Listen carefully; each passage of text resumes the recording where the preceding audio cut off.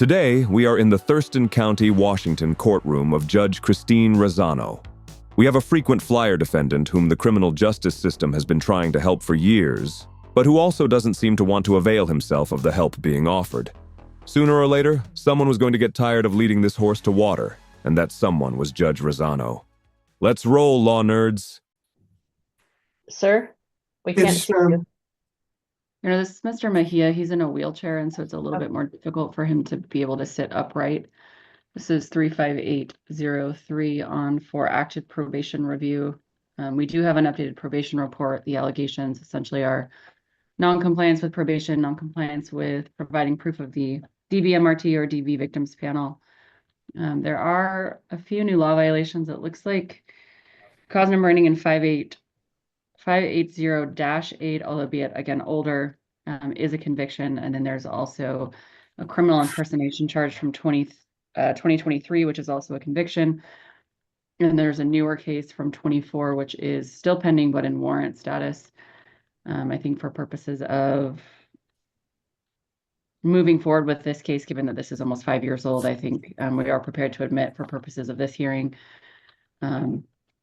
Mr. Mejia did share with me some additional information, which I can certainly share with the court after the city's recommendation. Please take a second to hit the subscribe thingy. It's free, and it will help you and others find more great LawNerds content.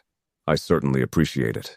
And Judge, just briefly look through the report, and I would agree to recommend, as probation did, 60 days. I don't know how many days Mr. Mejia has been in custody, and I'd ask to close the file. I don't think it makes sense to go any further other than just closing the file after the sanction. But I agree with probation's recommendation. Thank you.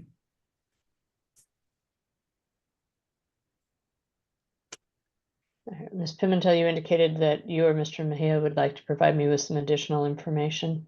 I can certainly give the court what he's given me. I do know that the parties received information in regards to his medical condition. Since he's been in custody, he indicates he was given information about a potential cancer diagnosis, although he, it sounds like, has a lot of follow-up he would need to do with that, including potentially a surgery at some point.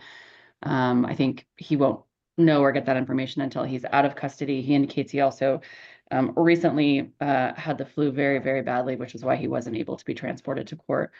Aside from that, he indicates that he believes that the big issue for him is mental health, that he has been trying to get some of those services. He's been working with an individual and just signed up to participate in the LEAD program, actually out of Bellingham. So he's hopeful that that will also be able to help him with some of those resources. But I think his request today is just to impose sort of the least amount of jail time so he can get out and focus on the medical issues and close the case. I show he's been booked in since the 29th, so about 6 days credit for time served.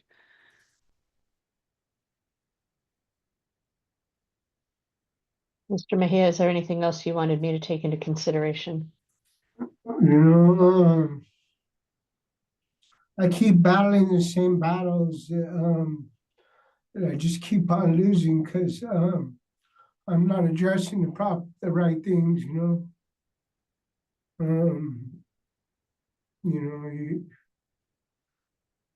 it's drugs. No, it ain't drugs. It's mental health. There's some underlying, there's some before the drugs, and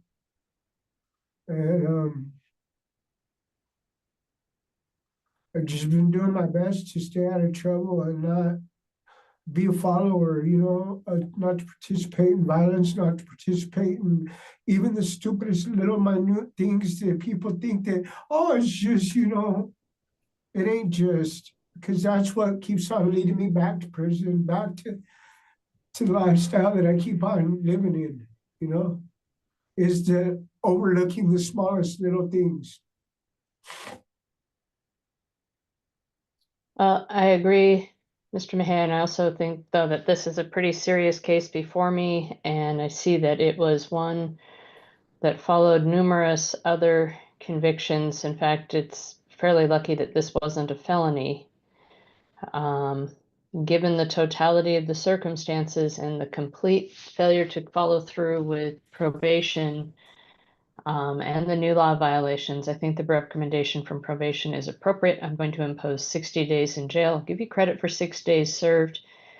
And I will close the case once you're done with that. So you won't have Bothell to worry about. You can focus on Bellingham and your Mount Vernon matters. All right. So, But I had been to jail 2 times before on this same case. Can you tell me how much time on them? at this point, I'm giving you credit for the 6 days you've served this time. That's it, 6 days? Mm-hmm. And I did double check that. It looked like he had previously been given credit for 2 prior revocations, although those were given at the time of the revocation. So one was for 10 days and one was for 5 days. But those were credit at that time. So at this point, you only have credit for 6 days. Do you think you could get me into some mental health while I'm doing this? I mean, it's just dead time that I'm doing. I'm not getting nothing out of this.